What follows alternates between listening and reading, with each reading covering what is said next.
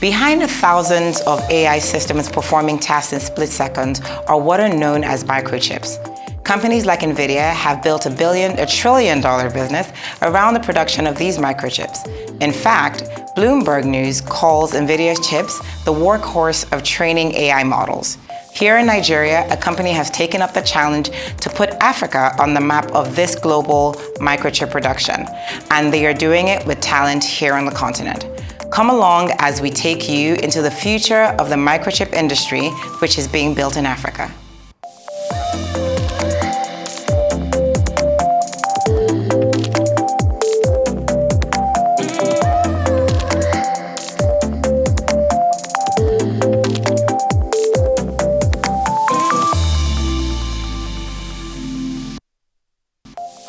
Hello and welcome to Tech into the Future, where we talk about everything that's happening in tech and how it affects you.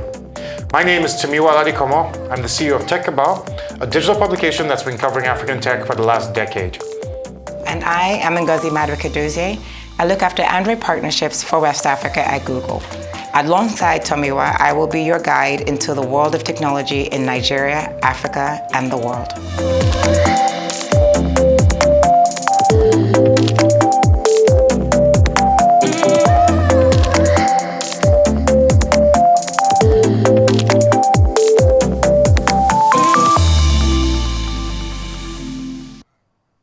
Here are the global tech headlines.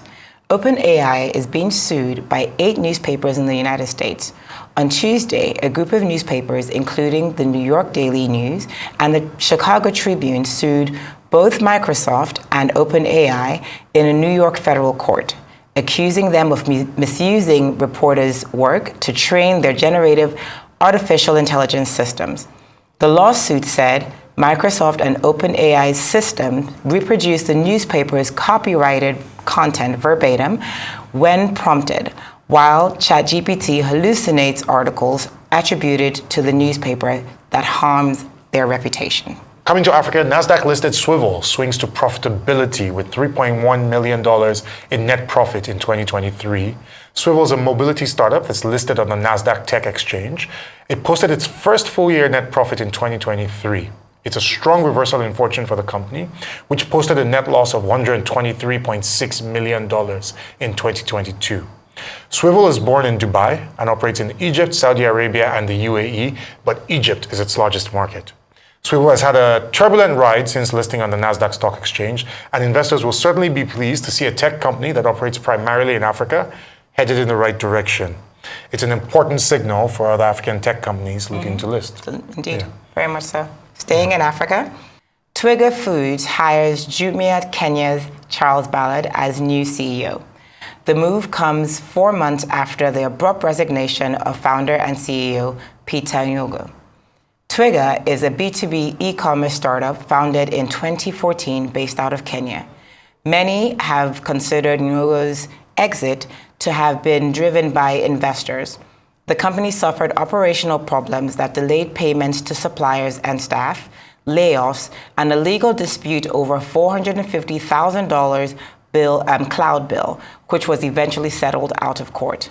Nyogo also resigned from the company's board, handing control to investors who had injected more than $150 million in debt and equity since 2017. Still in Kenya, Kenya and the continent actually. So Bupass acquires QuickBus. Bupass is a Kenyan travel booking platform backed by Founders Factory Africa and Front End Vectors. This week, it announced the acquisition of its Nigeria and South Africa-based competitor QuickBus, which is a bus ticketing platform. The acquisition combines 2 businesses with different strengths: Bupass, which has a partnership with Kenya's financial super app M-Pesa, and QuickBus, which has existing integration with major distribution channels in Nigeria and South Africa, such as Vodafone's VodaPay app in South Africa. Bupass users can now access international routes across 16 African countries, including Kenya, Tanzania, South Africa, Malawi, Nigeria, and Ghana. Major routes such as Johannesburg to Cape Town and Durban to Cape Town can be found on the platform today, with more to be added by the end of Q2. Bringing it back home, the CBN directs 4 fintechs to stop onboarding new customers. Kuda Bank, MoneyPoint, OPay, and PalmPay have paused account opening for new customers following a directive from the Central Bank of Nigeria. The directive has come 2 days after the EFCC has blocked 1,146 bank accounts involved in unauthorized forex dealings.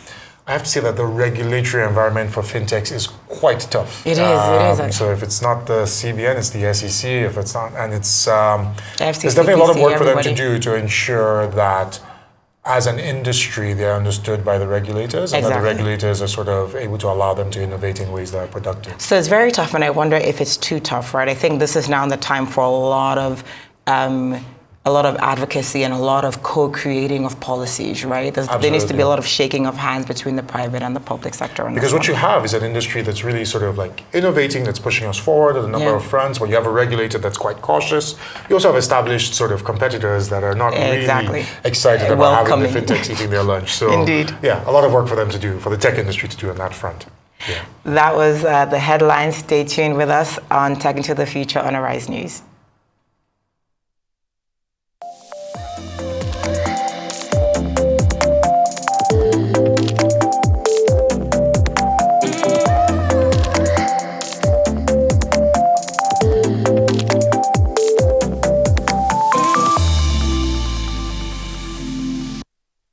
Welcome back to Tech into the Future.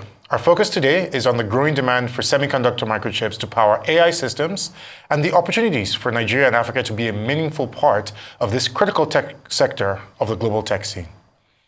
Today's guest is a technology entrepreneur who has lived in Lagos for nearly 2 decades. He is currently the Group Executive Vice Chairman, Vice President, just as well, because I messed that one up, Vice President. Okay. Yeah. All right, we ready? Today's guest is a technology entrepreneur who has lived in Lagos for nearly 2 decades. He is currently the Group Executive Vice President and Chief Technology Officer at Netcom Africa. He serves as a board member of Chip Lab, an African company bridging the talent gap in the semiconductor industry and unlocking Africa's youthful potential. Welcome, Yen Choi. Welcome to the show. Thank you.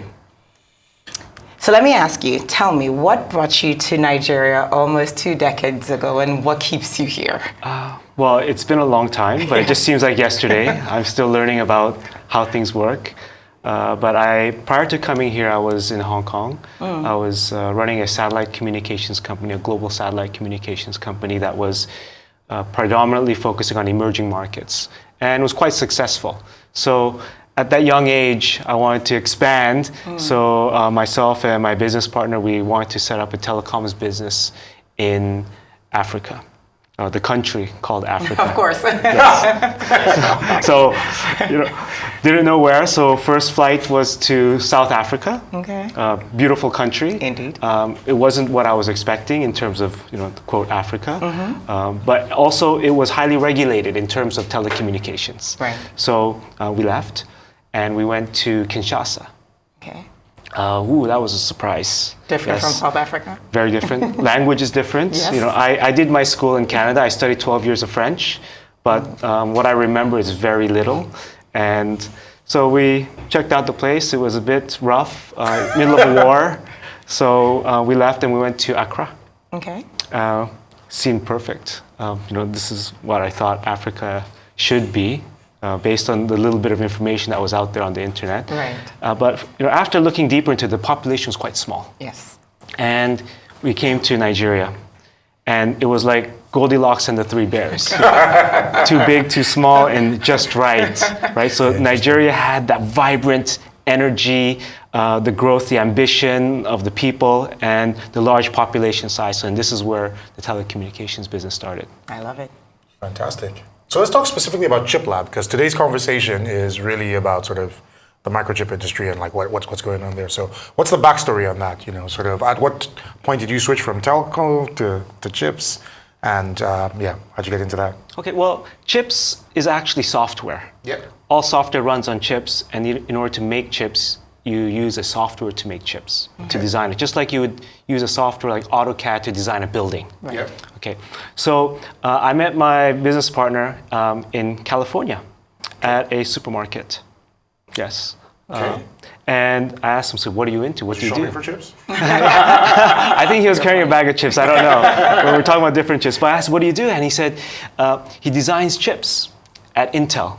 And my brain just went like, how do you design a chip, especially like Intel? Yeah. And so he explained to me how it's done. We spent many days talking about it, and I was starting to learn more about it. And he continued his career from Intel. Then he went to OneWeb, which is a satellite company. Then he joined Boeing in the space and satellite defense area for developing chips and developing that program there. And we said, his name's Ola Fadira. I said, Ola, let's find a way for you to come back to Nigeria. He's Nigerian. Okay. He left Ola Fadira. He left Nigeria. At his early age, he was number one in mathematics, number one in physics in the country, in Africa. He was a very brilliant individual, and he grew his career. So we talked, and so we came up with the idea of like the chip industry is an industry which is a bit opaque. Mm-hmm. Not many people know about it. The software industry, we all know somebody who's a software developer. Yeah. Mm-hmm. But how many chip designers do we know? Not many. Very few. But the entire world depends on chips. There's chips in every electronics device, every appliance, everywhere. Mm-hmm. And as we saw during the pandemic, the shortage of chips really created a situation where car prices up. It changed the world. Indeed, yes. Okay.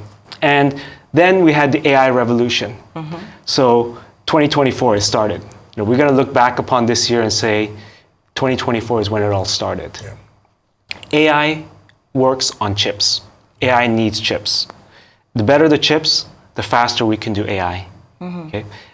Every device uses chips. Your phone, your smartwatches, everything uses chips. In order for that technology to develop, it's not just software, but software needs to be run on better hardware. And that's the concept. Okay. Fantastic.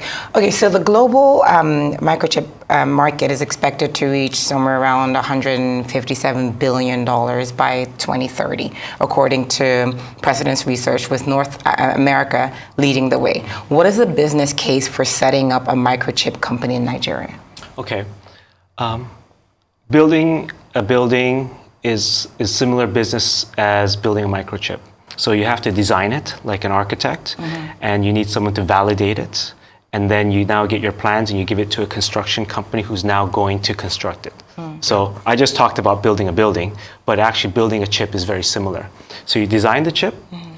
you verify and make sure the design works, and then you get the design and you send it to a construction company, which is called a fab. Mm-hmm. And the largest fabs in the world, Taiwan, for example, TSMC, they will now make the chip and you use the chip into the device that you need to use. Okay, so fab is a very complicated, huge business. One fab is probably the size of Victoria Island and Ikoyi combined. Oh, wow. Okay, it's very high tech. Huge. Yes, but what we're focusing on is the design work of those chips. And so you can do that from Nigeria. Like the talent, what's required, all of that's present here. Yes.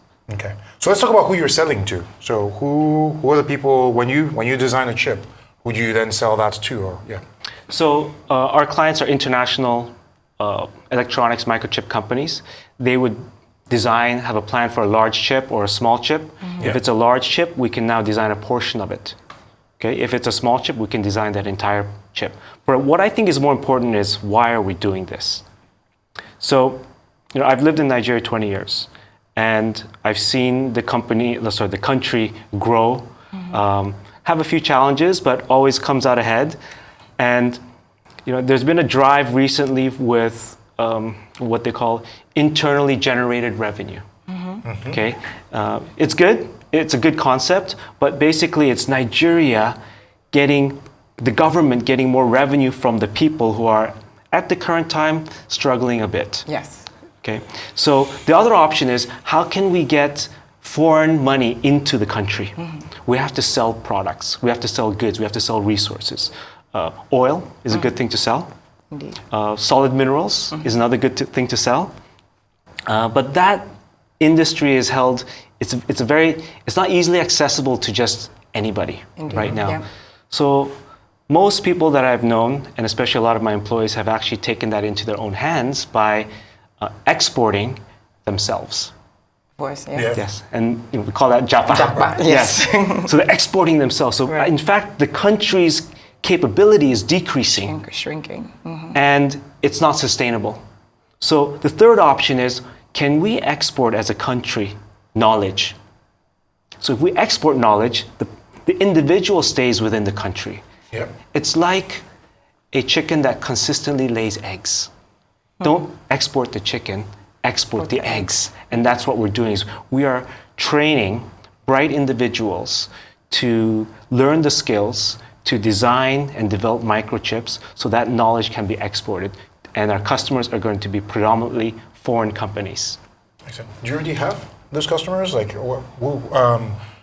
do you have a large customer base, existing customer Our base? customers is growing. Yeah. So we've got customers who are developing, for example, electronic vehicles.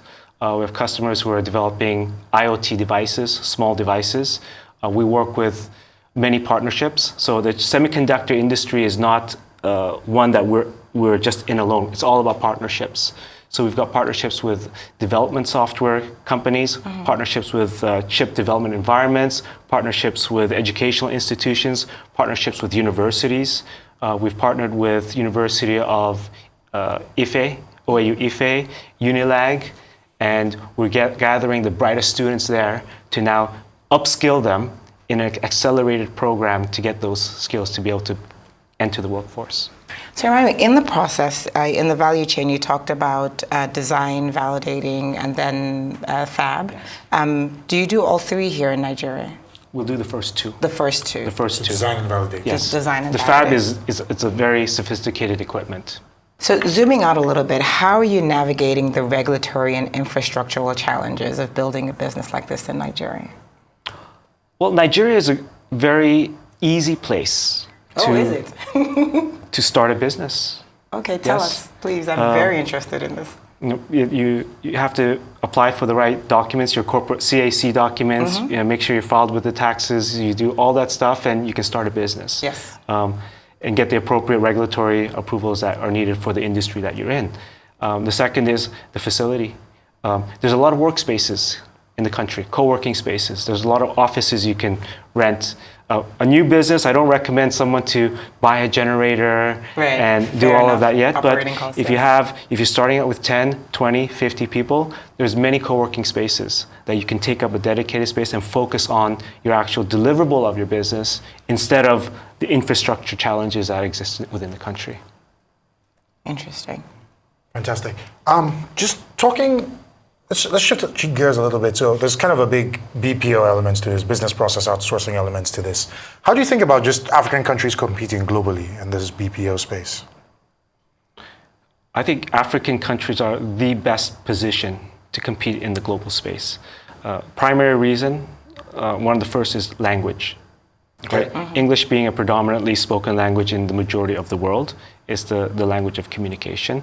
And also, let's call it the dialect or the accent of the language is very compatible with Europe and North America, where most of the business comes from. Next is, I've seen by just my experience that everywhere I go outside of Nigeria and I meet top professionals in every sector, there's a high probability that they're Nigerian. So my theory is, or my just through correlation is, the people in this country, in Nigeria, are extreme learners, can learn anything very fast. And that's what makes me proud to say I've been living in this country for 20 years. Fantastic. So one of the criticisms from Nigerians in general is that the Digital Economy Ministry is putting the cart before the horse by chasing AI and moonshot programs instead of solving more foundational issues like power. What is your thinking about this case about building moonshot businesses and solutions? I like it, right? Because we all have to have a goal. A Right. big goal, a direction, a North Star that we're going to. Yeah. And yes, there are issues, right? I have solar in my house because I'm tired of running my Yes, gen. indeed. Okay? I've solved that. But to make a chip, to design a chip, to work on these moonshot projects, what do you need actually to get it done? You need people, you need a workspace, you need a computer, and you need electricity for your computer. Those are not that difficult to attain. Those are solvable problems. Yes. Yeah. And the result of that great brain work can achieve a big step towards those moonshots. And when we get there, those people who have been on that journey will start contributing back to this country.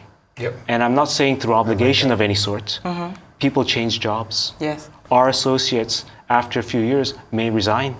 And what will they do? They will do what they do best. What's been good for them is microchip design. They may even set up their own design firm. Yep. So you then start to, the next question was going to be about how we create more sort of market-making innovations. And this is a market-making innovation because Nigeria as a chip design factory is not something that it's been known for.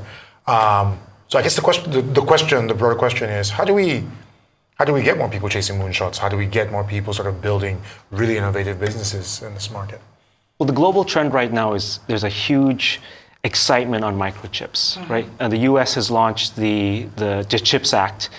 There's many countries who have launched similar acts with not billions and not tens of billions, but hundreds of billions of dollars, which is hundreds of trillions of naira behind these programs to really push them and accelerate them. And so to really build that excitement, as I said, all parts of that ecosystem need to benefit, and it has to be done quite rapidly.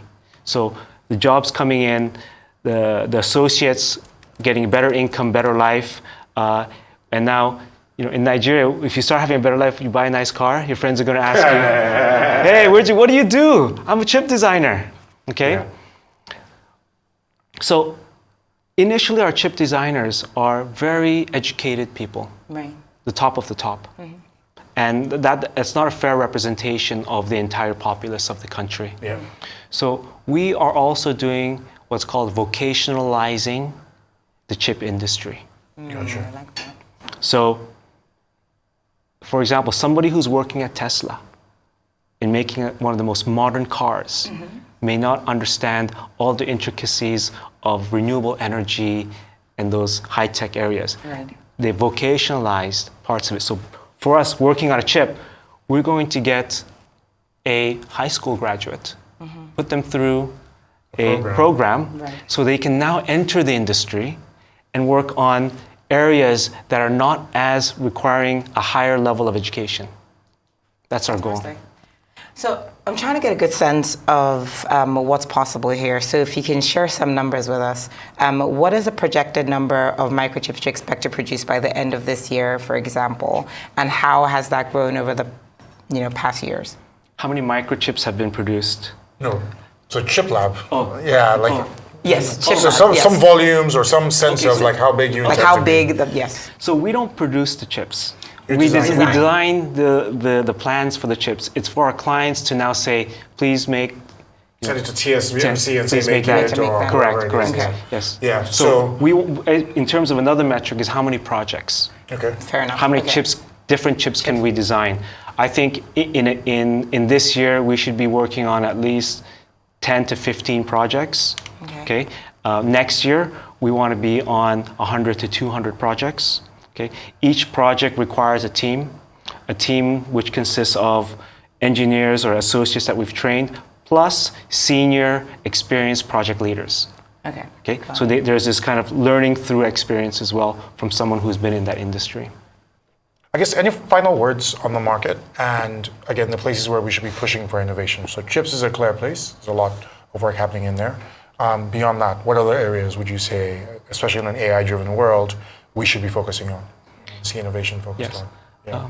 And I've been in technology now for almost 2.5, 3 decades now, and one thing I've realized is it's not about the technology. It's about the value that it creates. Okay. And in our semiconductor venture, it's about the final goal is how do we increase the GDP of the country? How do we export things, knowledge, products, whatever it may be, and create jobs? And so whatever initiatives are happening, for example, AI, how is that going to be productized and create businesses within the country that can now grow and prosper, just like we do in the chip industry? Thank you so very much for joining us, Yen. It's been fantastic to have you here today. We look forward to having you back and to keeping track of all the great work you do at Chip Lab. Thank you very much. Thank you. All right, thank you. Don't go anywhere. This is Tech into the Future on Arise News.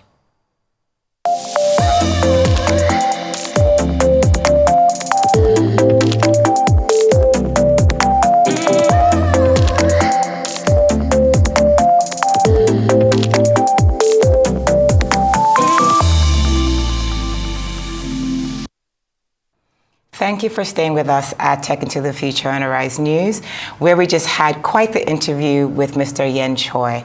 Tell me, what were your thoughts about that interview? I thought really, really amazing work. So it's great to see high-level innovation Yes. in process in Nigeria. Yes. So that's really, that's the kind of thing that makes you optimistic about the Yes. country. And I think it's a really, really good, it's actually a really good lead in to the conversations around AI and are we moving too fast? I like his optimism. We should be doing moonshot projects. We should be doing amazing, ambitious things because the world is not waiting for us. And he's showing us how to do it. Exactly. I think that is the how. I'm super pumped about this interview, or like just about the idea behind it, because it's one thing for us to have these big moonshot projects, but if you don't, it's like anything else. It's like you can have a big idea, but then how do you execute it? Like how do you how to practicalize it? What does that really mean? And so here, if you break down the idea of a microchip, which in my wildest dreams I would never think we would be making here. Not that we're making, we're designing and validating. We're designing it, yeah. But you wouldn't think that any of the value chain was happening here in Nigeria. Because I just wouldn't think that we would have not even just the talent, maybe the infrastructure or the know-how, the capacity, the capability. Well, he broke it down. Here, when you break it down, you make a problem so much easier to choose. Like you can't eat an elephant. You have to small you eat an elephant. There's a problem. So I think bite by bite. I think that is the thing. So yes, I know it always sounds very intimidating, but I think the value here is in breaking it down and then seeing what bits we can do. And I think it's a really important lesson here, because you could do this across a number of industries, you sure can. Across a number of value chains. He said, you have to design the chip, you have to validate the chip, then you've got to manufacture it. Okay, we're not going to build any fabs here anytime soon. We don't have the precision engineering that's required, or the level of investment and all of that, and the necessity of power. But to design and validate the chip, you need a laptop. Exactly. You need, a few smart people. You just give them some training, and he's happy to give them the training. 6 months of education. Again, it's by breaking the problem down small, right? So when you break it down to the lowest entry, like actually there's availability for, you can participate in this big thing even at this level. But it's the breaking down of that big problem. And I'm hoping that the 3MTTs are doing something along this kind of level, right? Because the truth is, it's not about the technology. Right, it's about the value that it adds. It's about the value that it creates. And where in the value chain exactly you can fit in. You can fit in. Yeah, no, I think that's a fantastic point. And when I have spoken with the people driving the 3MTT program, they've definitely talked about building for different skill levels. Right. And so training people so they have a basic of technical talent to do low-level work, and then taking the best of those people and sort of growing them so that they can do higher-level work. But it is important that even people who are going to be at the relatively base level are able to participate in sort of like the global value chain for technology. So really, really important. I think great interview, very, very optimism-inducing, and I'm looking forward to having more people who are actually building these things in Nigeria on the show. Indeed. If that's you should call us. You should, yes, exactly. We would like to have you on the show.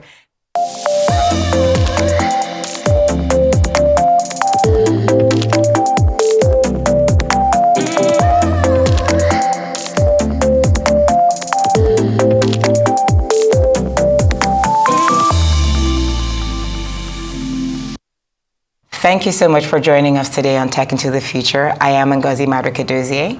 And I'm Tomiwa Aladikomo. Join us next time as we take you into the business and impact of tech in Africa, how it's changing the world, and how it's changing your world. Stay tuned on Arise News.